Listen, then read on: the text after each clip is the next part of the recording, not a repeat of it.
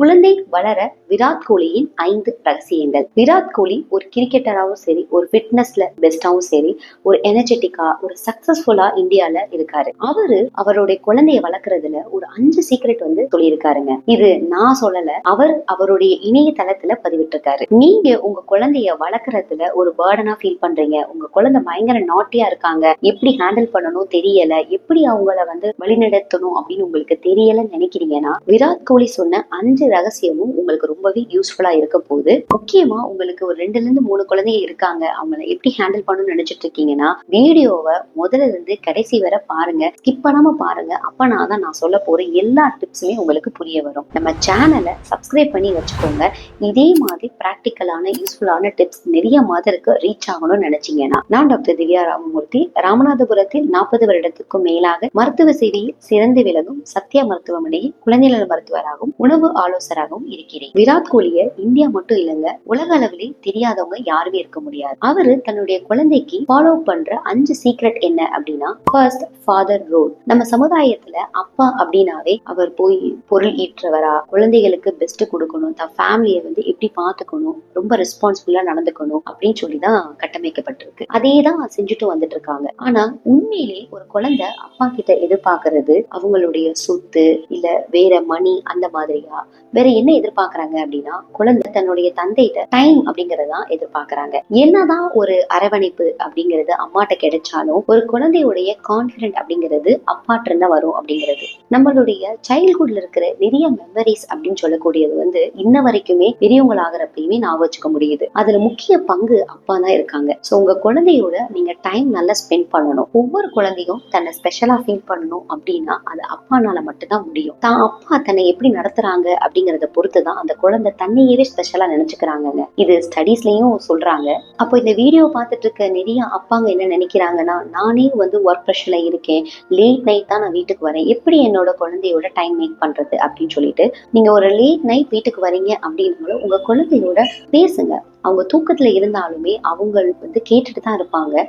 Just நீங்க அவங்கள்ட்ட சொல்லுங்க, இன்னைக்கு கொஞ்சம் லேட் ஆயிடுச்சு கண்ணா, இன்னைக்கு எப்படி போச்சு, நல்லா இருக்கும்னு நினைக்கிறேன் அப்படிங்கிற மாதிரி நீங்க ஜஸ்ட் பேசுங்க. இல்ல நீங்க ஒரு வீக் எண்ட் ஒரு ப்ராமிசிங்கா அவங்களுக்கு சொல்லுங்க, இந்த வீக்கெண்ட் இங்க போலாம், நம்ம டைம் ஸ்பெண்ட் பண்ணலாம், ஒரு அவுட்டிங் போலாம் அப்படிங்கிற மாதிரி. ஒரு குழந்தை ஒரு வீக் டேஸ் ஃபுல்லா அப்பாவோட ஸ்பெண்ட் பண்ண முடியாதுனாலும் வீக் எண்ட்ல அவங்க கூட நீங்க சேர்ந்து விளையாடுறது, நீங்க கூட்டிட்டு போற அவுட்டிங், இது எல்லாமே முக்கியம் தான். உங்களுடைய சைல்ட்ஹுட் மெமரிஸ், உங்களுடைய அனுபவத்தை எல்லாமே உங்க குழந்தையோட ஷேர் பண்ணுங்க. இந்த வீடியோ பாக்குற அப்பா ஒரு நிமிஷம் நீங்க நிப்பாட்டி யோசித்து பாருங்க. உங்க குழந்தைக்கு நீங்க கொடுக்க போற மணியோ இல்ல இன்வெஸ்ட்மெண்ட்டோ இல்ல ப்ராப்பர்ட்டியோ இம்பார்ட்டன்டே இல்லைங்க. ஒரே ஒரு இம்பார்ட்டன்ட் நீங்க கொடுக்குற குவாலிட்டி டைம் அப்படிங்கிறது தான். அதுதான் உங்க குழந்தை எதிர்பார்க்கறாங்க. ஒரு சில வீட்டுல என்ன இருக்கும் அப்படின்னா, மதர் தான குழந்தைய பெத்தாங்க, அவங்க அவங்களுடைய கடமை இந்த குழந்தைய வளர்க்கறது அப்படின்னு சொல்லிட்டு அப்பா தன்னை ஸ்டெப் பேக் பண்ணிக்கிறாங்க. அது பண்ணவே கூடாது.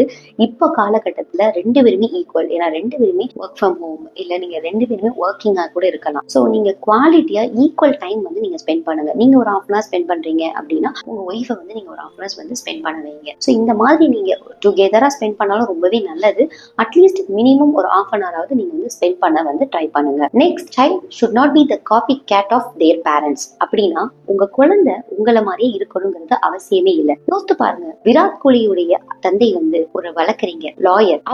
அவருடைய குழந்தைய லாயர் ஆக்கணும்னு நினைச்சிருந்தாங்கன்னா இன்னைக்கு விராட் கோலி மாதிரி ஒரு சக்சஸ்ஃபுல்லான ஒரு கிரிக்கெட்டர் இல்ல ஒரு பெஸ்ட் பர்சனே நம்ம இந்தியாவுக்கு கிடைச்சிருக்க மாட்டாங்க. அதே போல உங்களோட குழந்தைக்கு ஒரு யூனிக்னஸ் இருக்கும். அதை நீங்க கண்டுபிடிச்சு அதை நீங்க ட்ரெயின் பண்ணதான் ஹெல்ப் பண்ணணும். தவிர உங்களுடைய ஒரு பர்சனல் விருப்பங்கள் வெறுப்புகள் எல்லாத்தையுமே உங்க குழந்தைக்கு நீங்க கொடுத்துடக்கூடாது. அது ஒரு சின்ன வயசுலயே நீங்க செய்றீங்க அப்படின்னா குழந்தைக்கு நிறைய விஷயத்த கத்துக்கணும் அப்படிங்கிற ஒரு எக்ஸ்போஷரே இல்லாம இருக்கும். நம்ம சொசைட்டியை பொறுத்த வரைக்கும் டாக்டர் பிள்ளை டாக்டர் தான் ஆகணும், நான் ஒரு பிசினஸ் வச்சிருக்கேன் அதை அப்படியே என் குழந்தைக்கு கொடுக்கணும் அப்படின்னு சொல்லிட்டு காலகாலமா பழகிட்டு இருக்காங்க. இது எல்லாத்தையுமே இப்ப நம்ம பிரேக் பண்ணி ஆகணும். Third, balancing professional life and personal life. அப்படின்னா உங்களுடைய பர்சனல் லைஃப் அப்படின்னு சொல்லக்கூடியதை நீங்க கட்டமைக்கணும். இப்ப காலகட்டத்துல 2 பெற்றோருமே ஒர்க் பண்றாங்க.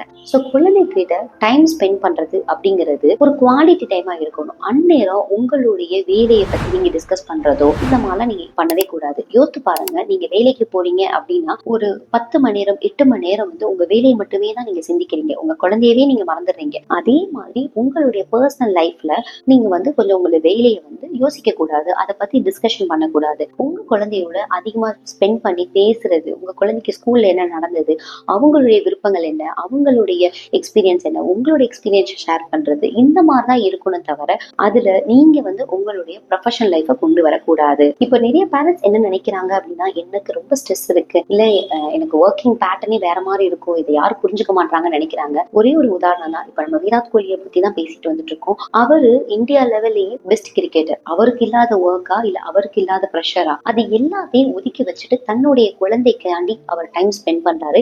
அதை இணையதளத்துல மீண்டும் மீண்டும் பதிவிடுறாரு. இதே தான் நம்மளும் வந்து ஃபாலோ பண்ணணும் அப்படின்னு நான் நினைக்கிறேன். உங்க குழந்தையோட நீங்க ஒரு குவாலிட்டி டைம் ஏதோ ஸ்பெண்ட் பண்றீங்க அப்படின்னா கமெண்ட்ல எஸ் அப்படின்னு தெரியப்படுத்துங்க. உங்களுடைய கமெண்ட்ஸை நான் படிக்கிறேன். உங்க குழந்தைகள் ரிலேட்டடான ஆன்லைன் கன்சல்டேஷன் வேணும்னு நீங்க நினைச்சீங்கன்னா டிஸ்பிளேல தெரியற நம்பர் யூஸ் பண்ணி என்னோட ஆன்லைன் கன்சல்டேஷன் நீங்க பெற்றுக்கலாம். Fourth, discipline and consistency. அப்படின்னா நிறைய பேரண்ட் என்ன நினைக்கிறாங்க, டிசிப்ளின் அப்படின்னாவே ஒரு குழந்தை தன்னுடைய பேச்சை கேட்டு ஒபே பண்றது அப்படின்றது. ஒபே அப்படிங்கிறது ஒரு நல்ல குவாலிட்டியா இருக்கலாங்க, ஆனா டிசிப்ளின் அண்ட் கன்சிஸ்டன்சிங்கிறது வேறங்க. எக்ஸாம்பிள், உங்க குழந்தை ஒரு விஷயத்த பண்றாங்க அப்படின்னா ரெகுலரா பண்ண கத்துக்கணும். ஒரு சின்ன சின்ன விஷயத்துல இருந்து நீங்க ஆரம்பிக்கலாம். உதாரணத்துக்கு ஒரு ஹோம்ஒர்க் முடிக்கிறாங்க அப்படின்னா அவங்களுடைய புக்ஸ் எல்லாமே அவங்களே பேக் பண்ணணும் அப்படிங்கிறது, அவங்களோட சின்ன சின்ன விஷயங்கள் எல்லாமே அவங்களே செஞ்சுக்கணும் அப்படிங்கறத ரெகுலர் படுத்துங்க.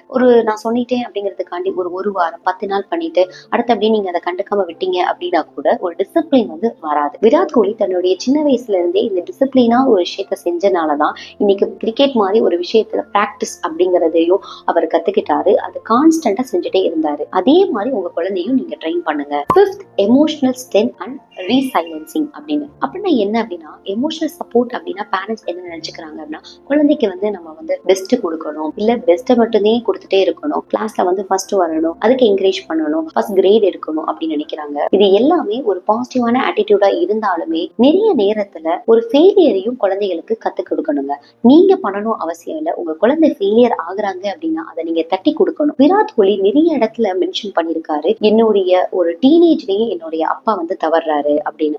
அது அவருடைய பெரிய ஃபெயிலியர் ஆகவும் அந்த ஃபெயிலியர்ல இருந்து அவர் மீண்டு வந்ததுனாலதான் இவ்வளவு பெரிய ஒரு சக்சஸ் அவர்னால பண்ண முடிஞ்சது அப்படின்னு மென்ஷன் பண்ணிருக்காரு. இதே மாதிரி உங்க குழந்தையுமே ஒரு சாதாரணமா ஒரு ஃபர்ஸ்ட் ரேங்க் எடுத்துட்டு இருக்க குழந்தை செகண்ட் ரேங்க் எடுத்தாலுமே பரவாயில்லடக்கன்னா நெக்ஸ்ட் டைம் நம்ம ட்ரை பண்ணுவோம் அப்படின்னு நீங்க சொல்லணும் தவிர, ஏன் நீ ஃபர்ஸ்ட் ரேங்க் எடுக்கல, நீ எப்பயுமே ஃபர்ஸ்ட் ரேங்க் தானே எடுக்கணும் அப்படின்னு சொல்லி என்கரேஜ்மெண்ட் வந்து ஒன்லி பாசிட்டிவ் மட்டும் இருக்கக்கூடாது. ஃபெயிலியர் ஆனாங்க அப்படின்னாலும் நீங்க தட்டி கொடுத்து பண்ணணும். இதே மாதிரி நீங்க பண்றதுனாலதான் பெரிய பிள்ளை ஆகுறாங்க. ஒரு அடல்ட் ஏஜ்ல வந்து சின்ன சின்ன ஃபெயிலியர்ஸ் எல்லாம் வந்து அவங்களால தாங்கிக்க முடியும். சமீப காலத்தில் நிறைய நியூஸ் பாத்தீங்கன்னாவே தெரியும், நிறைய பேர் வந்து ஒரு சின்ன விஷயத்த வந்து அக்செப்ட் பண்ணிக்க முடியல. ஒரு ஃபெயிலியர் ஆகட்டும், ஒரு சின்ன விஷயத்த வந்து ஏத்துக்க முடியல, அதனாலதான் நிறைய கான்சிக்வன்ஸ் வருது. இது எல்லாமே சைல்ட்ஹுட்ல அந்த குழந்தை வந்து ட்ரெயின் ஆகிற விஷயத்தை பொறுத்து இருக்கு. நீங்க உங்க குழந்தைய சின்ன சின்ன ஃபெயிலியர்ஸை வந்து அக்செப்ட் பண்ண கத்துக்க கொடுங்க. டிசிப்ளின் அப்படின்னாவே உங்க குழந்தைய நீங்க அழகா ரெகுலேட் பண்ணலாம். எக்ஸாம்பிள், ஒரு ஸ்கிரீன் டைம் அப்படின்னா கூட ஒரு 15 மினிட்ஸ் தான் நீங்க பார்க்கணும் அப்படின்னா அந்த டைத்துக்குள்ள வந்து நீங்க வந்து அவங்கள்ட்ட போதுண்டா கண்ணா அப்படின்னு சொல்லி பழகுங்க. ஒரு நாள் வந்து 15 மினிட்ஸ், நெக்ஸ்ட் டே லீவ் தானே அப்படின்னு சொல்லிட்டு ரொம்ப நேரம் த்ரூ தி டே வந்து பார்த்துட்டே இருப்பாங்க.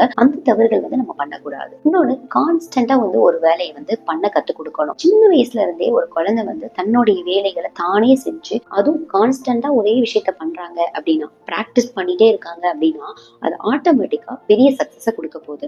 அது அவங்க ஸ்டடீஸ்ல இருக்கட்டும், ஒரு விஷயங்கள் அவங்களுக்கு வரல புரியல அப்படின்னா கூட கான்ஸ்டன்டா விஷயத்த பண்ணு, அப்போ உங்களுக்கு புரிய வரும் அப்படின்னு சொல்லி நீங்க சொல்லி கொடுக்கணும். நிறைய பேரண்ட்ஸ் என்ன நினைச்சுக்கிறாங்க அப்படின்னா, ஃபேமிலி டைம் அப்படின்னாவே எல்லாரும் சேர்ந்து உட்கார வச்சுட்டு குழந்தைங்க வந்து விளையாண்டுட்டு இருப்பாங்க, அம்மா அப்பா 2 பேருமே மொபைல் பார்த்துட்டு இருக்காங்க. இது முற்றிலும் தவறு. ஃபேமிலி டைம் அப்படின்னாவே அதுல உங்களுக்கும் சேர்த்துதான். ஸ்கிரீன் டைம் எதுவுமே நீங்க பார்க்காதீங்க. உங்க குழந்தையோட நல்ல பிளேஃபுல்லா ஆக்டிவிட்டி எதுவும் இன்வால்வ் பண்ணுங்க, விளையாடுங்க. உங்க குழந்தையோட ஒரு இன்டோர் கேமோ இல்ல அவுட்டோர் கேம்ஸோ விளையாடுங்க. ஒரு புது எக்ஸ்பீரியன்ஸ் கொடுங்க, இல்ல அவுட்டிங் கூட்டிட்டு போங்க.